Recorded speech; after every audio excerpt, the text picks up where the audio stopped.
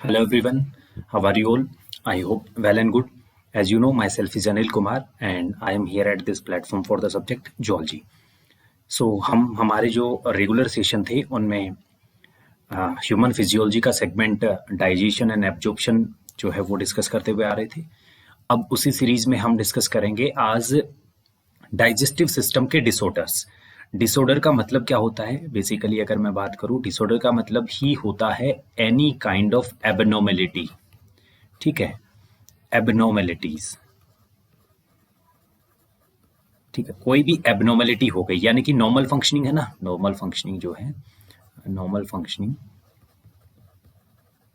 वो अगर डिस्टर्ब हो जाए किसी वजह से तो उसे अपन बोलते हैं डिसऑर्डर. डिजीज और डिसऑर्डर में कुछ थोड़ा सा डिफरेंस होता है, वो अपन फर्दर जो हमारा इम्यूनोलॉजी वाला सेक्शन है जिसमें ह्यूमन हेल्थ एंड डिजीज का पोर्शन हम डिस्कस करेंगे, वहां पर उसे डिस्कस करेंगे एक बार. और फिर उसके साथ ही अपन समरी वाला सेगमेंट भी डिस्कस करेंगे हमारे इस डाइजेस्टिव सिस्टम का. सो स्टार्ट करते हैं हम डाइजेस्टिव सिस्टम को. ठीक है, डाइजेस्टिव सिस्टम जो है उसके डिसऑर्डर्स को. ठीक है, डिसऑर्डर का मतलब मैंने बता दिया कि कोई भी एबनॉर्मेलिटी जो कि डाइजेस्टिव फंक्शनिंग को डिस्टर्ब कर दे, यानी कि फूड का डाइजेशन जो हो रहा है उसमें कोई भी अगर एबनॉर्मल कंडीशन जनरेट हो जाए या क्रिएट हो जाए हमारी बॉडी में तो उसे अपन डिसऑर्डर बोल देंगे.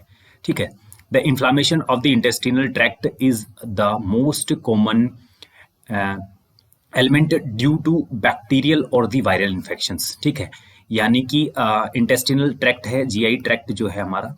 ठीक है, इस ट्रैक्ट में या तो बैक्टीरिया या फिर वायरस से कोई भी इन्फेक्शन हो जाता है. ठीक है, तो इन इन्फेक्शन की वजह से जो जीआई ट्रैक्ट होती है, इस ट्रैक्ट में क्या हो जाता है, इन्फ्लेमेशन आ जाता है. इन्फ्लेमेशन का मतलब होता है ये स्वेल कर जाती है, इरिटेशन होने लगती है इसमें. ठीक है, और इवन यहाँ पर इसमें यहाँ की जो ब्लड वेसल्स हैं या फिर कैपिलरीज हैं वो भी क्या करती हैं, ब्रस्ट भी कर सकती है, यानी कि फूलने लगती हैं. देन उनमें ब्लीडिंग भी होने लगती है. सो इन्फ्लामेशन बेसिकली देखने को मिलता है ड्यू टू द वायरल और the bacterial infection in the GI tract और द एलिमेंट्री कैनाल.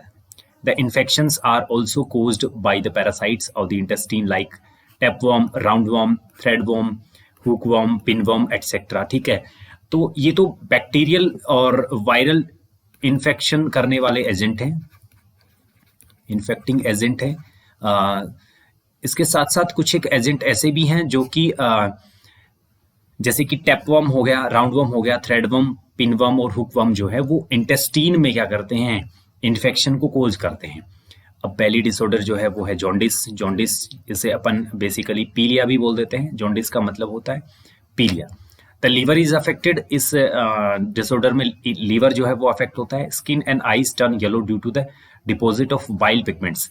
ये बाइल पिगमेंट जो है ना ये प्रोसेस नहीं हो पाते हैं. बेसिकली लीवर अफेक्ट हो गया, यानी कि लीवर की मैकेनिज्म क्या होती है, बेसिकली लीवर क्या करता है, लीवर हमारी बॉडी में बने जो एबनॉर्मल थिंग्स हैं, ठीक है, जो जीआई ट्रैक्ट में बनती हैं उनको फ्लश आउट करता है, उन्हें क्या करता है, मॉडिफाइड कर देता है. तो अगर बाइल पिगमेंट्स का प्रोसेसिंग नहीं हो पाएगा, दैट मीन्स वो क्या होंगे, वो पिगमेंट्स हमारी बॉडी में सर्कुलेट होंगे. हमारी बॉडी में सर्कुलेट होंगे तो हमारी जो पेरिफेरल स्ट्रक्चर्स हैं like eyes and the skin, वहां पर क्या होंगे, ये डिपॉजिट होने लगेंगे, जिसकी वजह से येलो स्किन या येलोइस जो है अपीयरेंस आने लगता है. ठीक है, नेक्स्ट है वॉमिटिंग, जिसे उल्टी बोल देते हैं. ठीक है, ये रिवर्स पेरिस्टालसिस का एक रिजल्ट है. It is the ejection of stomach contents through the mouth. Stomach content का मतलब क्या है, काइम जो है ना, बेसिकली काइम का माउथ के थ्रू बाहर निकलना. ठीक है, ये रिवर्स पेरिस्टालसिस की वजह से होता है, यानी कि एक पेरिस्टालसिस होता है, एक रिवर्स पेरिस्टालसिस. पेरिस्टालसिस फूड को एलिमेंट्री कैनाल के अलोंग क्या करता है, फॉरवर्ड पुश करता है. ये क्या करता है, बैकवर्ड पुश कर देता है इसे. ठीक है, this reflex action is controlled by the vomit centre, जो कि ब्रेन के मेडुला पार्ट में प्रेजेंट होता है, वहां से ये कंट्रोल होता है. A feeling of nausea precedes vomiting, यानी कि जब वोमिटिंग जो अपीयरेंस होती है, यानी कि वोमिटिंग होने से पहले हमें नोजिया फील होता है. नोजिया का मतलब होता है जी घबराना या जी मितलाना, मितली आना इसे बोल देते हैं. ठीक है, तो ये इसका प्राइमरी सिम्टम है, यानी कि अगर जैसे ही वोमिटिंग होने लगेगी उससे पहले नोजिया हमें फील होगा. नेक्स्ट है डायरिया. डायरिया को अपन बोल देते हैं अतिसार. अतिसार का मतलब होता है, ये डायरिया क्या है, देखो एबनॉर्मल बॉल फ्रीक्वेंसी हो जाती है, यानी कि एलिमेंट्री कैनाल जो है उसकी जो मूवमेंट्स है ना वो क्या कर जाती है, वो इंक्रीज हो जाती है. ठीक है। और इंक्रीज जैसे ही होती हैं, इंक्रीज होंगी तो फीकल जो मटेरियल है ना वो जल्दी से पुश होने लगेगा वहां से, ठीक है।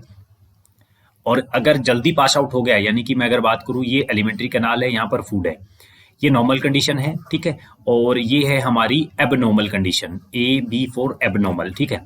इस कंडीशन में क्या होगा, ये फूड मटेरियल जो है ना, इस हाई फ्रिक्वेंट मूवमेंट्स की वजह से क्या होगा, जल्दी से इस एलिमेंट्री कैनाल को छोड़कर आगे पास होने लगेगा।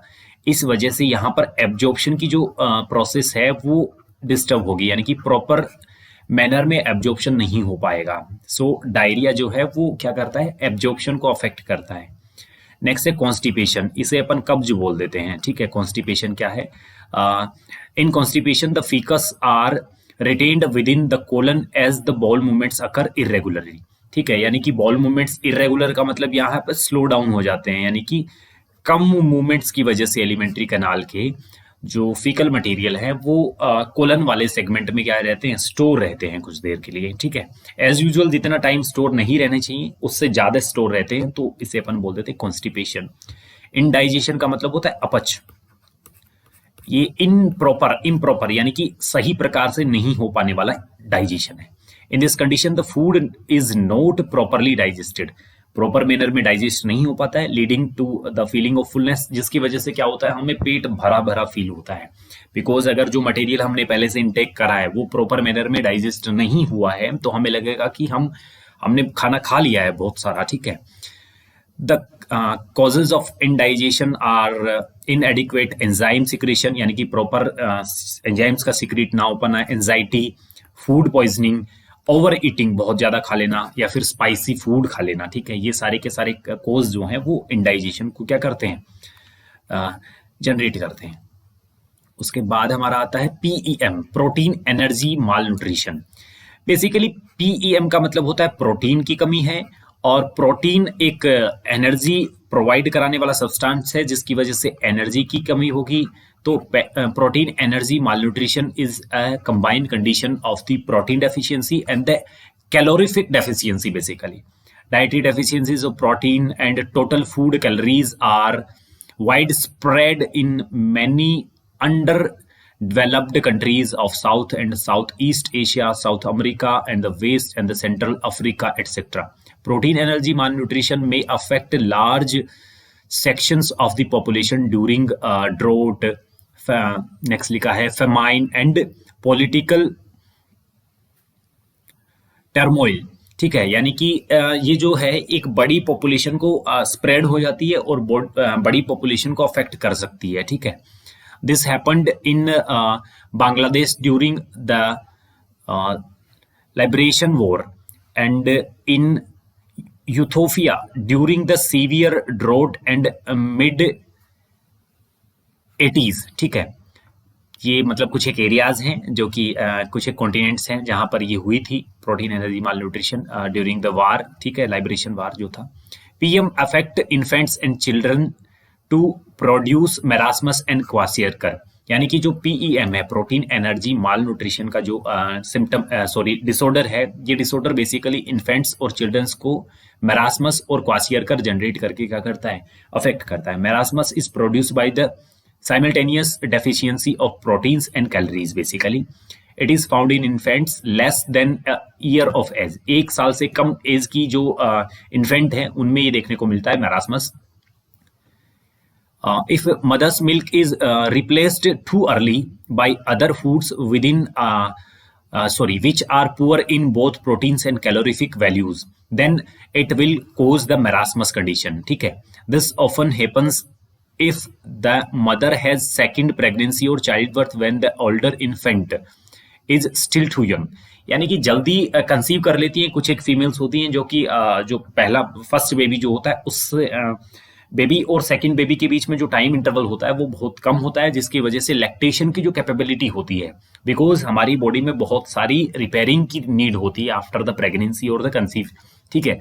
तो वो फिर से अगर फीमेल कंसीव कर लेती है, इवन उसका जो फर्स्ट बेबी है या इन्फेंट है वो अभी तक बहुत यंग है, ठीक है। तो इस कंडीशन में क्या होगी, जो डाइट उस बच्चे को दी जाएगी या तो मिल्क लैक्टेशन की कैपेबिलिटी कम होगी, अगर कम नहीं भी होगी तो उसमें मिल्क जो होगा उसमें प्रोटीन और कैलोरीफिक जो वैल्यूज हैं वो कम होगी, जिसकी वजह से क्या करता है, ये मेरास्मस जनरेट कर सकता है। In marasmus protein deficiency impairs growth and replacement of tissues proteins.